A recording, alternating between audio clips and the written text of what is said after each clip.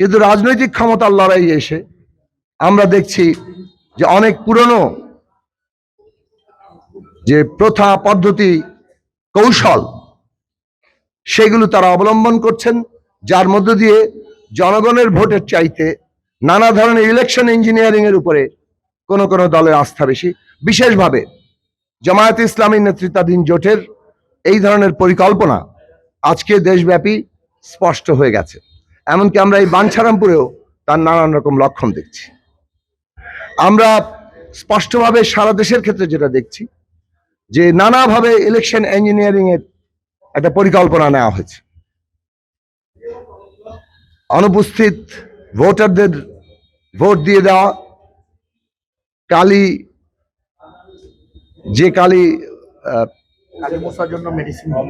মোছার জন্য মেডিসিন নিয়ে আসা, অনপনীয় কালি, সেইগুলো দিয়ে আবার একই ব্যক্তিকে ভোট দেওয়ানো, নানাভাবে ইলেকশন ভোট কেন্দ্রগুলোতে ইচ্ছাকৃতভাবে পরিকল্পিতভাবে মব তৈরি করা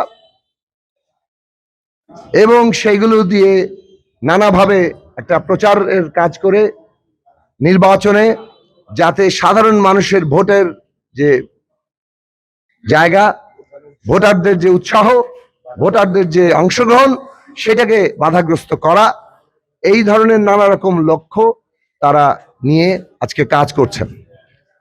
আমরা পরিষ্কার করে সকল রাজনৈতিক দলের প্রতি আগেও আহ্বান জানিয়েছি, এখনো আহ্বান জানাই যে ভোট ব্যবস্থা বাংলাদেশের অস্তিত্বের সাথে যুক্ত হয়ে পড়েছে। কাজেই জনগণের ভোটের উপর সকলকে ভরসা করতে হবে এবং এইভাবে ইলেকশন ইঞ্জিনিয়ারিং এর কোন তৎপরতা বাংলাদেশের জনগণ মেনে নেবে না।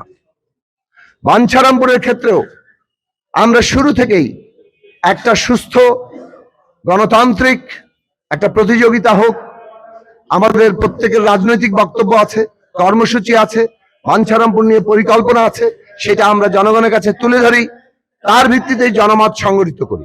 এটা ছিল আমাদের লক্ষ্য এবং আপনারা লক্ষ্য করবেন গণমাধ্যমের প্রতিনিধিরা গত এই 19 দিন ধরে আমরা যে গণসংযোগ করেছি, প্রতিদিন প্রায় 20-25টি আমরা বক্তব্য রেখেছি।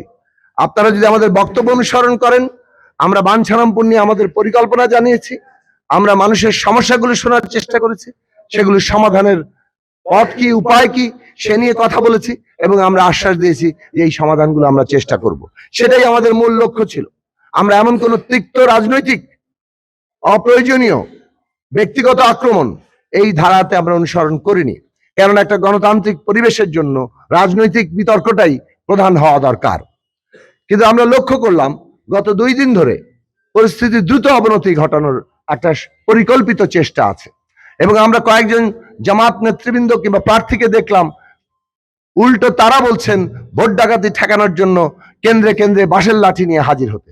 সুস্পষ্টভাবে এটা মানুষের ভোটের অধিকার এবং ভোটারদের যে ভোটের প্রতি উৎসাহ সেটাকে থামানোর জন্য, একটা নৈরাজ্য সৃষ্টির জন্য তারা এই আহ্বান জানিয়েছেন এবং এটা বেশ জনমনে একটা আশঙ্কার জায়গা তৈরি করেছে এবং এটা তো নির্বাচনের আচরণবিধির সুস্পষ্ট লঙ্ঘন।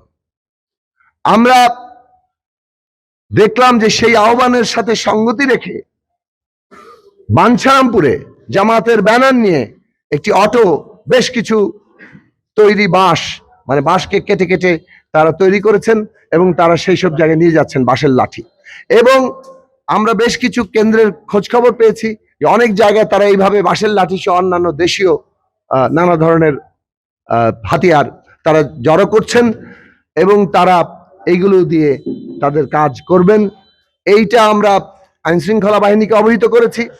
ইতিমধ্যেই সেই আইন শৃঙ্খলা বাহিনীর হেফাজতে তারা আছেন এবং তারা বলেছেন তারা তদন্তপূর্বক এটার ব্যবস্থা নেবেন। আমরা দেখেছি যে আমরা বারবার প্রশাসনকে বলেছি যে আমরা একটা সুষ্ঠু অবাধ গ্রহণযোগ্য নির্বাচন চাই এবং এই সুষ্ঠু অবাধ গ্রহণযোগ্য নির্বাচনের জন্য এইখানে আমাদের পূর্ণ সহযোগিতা থাকবে। গণসংহতি আন্দোলন তো বটেই, বিএনপি দেশের বৃহত্তম রাজনৈতিক দল এবং এই উপজেলায় বিএনপি একটা বৃহত্তম এবং প্রভাবশালী রাজনৈতিক দল, তার ইতিহাস আছে এবং সেইখানে বিএনপি নেতৃবৃন্দ যে ধৈর্য, যে সংযমের সাথে এবং যে গণতান্ত্রিক একটা মূল্যবোধের সাথে তারা জনগণের মাধ্যমে গণসংযোগ করেছেন এবং শান্তিপূর্ণভাবে সকলের প্রচার কাজকে চালিয়ে নিয়ে যাওয়ার পরিবেশ রক্ষা করেছেন। তার জন্য বাঞ্ছারামপুর উপজেলার বিএনপির নেতৃত্ব এবং সর্বস্তরের নেতাকর্মীরা, আমরা বলবো সেটা বিরাট প্রশংসার যোগ্য।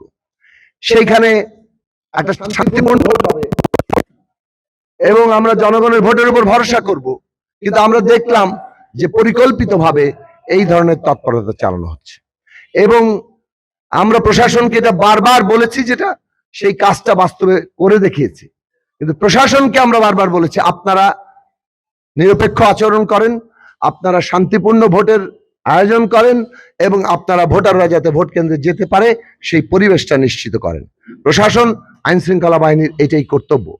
কিন্তু সম্প্রতি আমরা দেখলাম, যখন আমরা প্রিজাইডিং অফিসারদের তালিকা দেখছি, সেই প্রিজাইডিং অফিসারদের তালিকার মধ্যে এটা আমরা অভিযোগ আকারে দিয়েছি, অন্তত 4 জনকে পাওয়া গেছে, 2 জন সরাসরি একটি দলের সাথে যুক্ত এবং অন্য 2 জন তারাও দলের সাথে যুক্ত এবং তাদেরকে নিজ ভোট কেন্দ্রে প্রিজাইডিং অফিসার হিসেবে নিয়োগ দেওয়া হয়েছে। অন্যদিকে পক্ষান্তরে দেখা যাচ্ছে যে অনেক প্রিজাইডিং অফিসারকে বিতর্কিতভাবে উল্লেখ করে তাদেরকে বাদ দেওয়া হচ্ছে অথবা তাদেরকে কর্মস্থলে নিয়োগের ক্ষেত্রে অনুমোদন দেওয়া হচ্ছে না।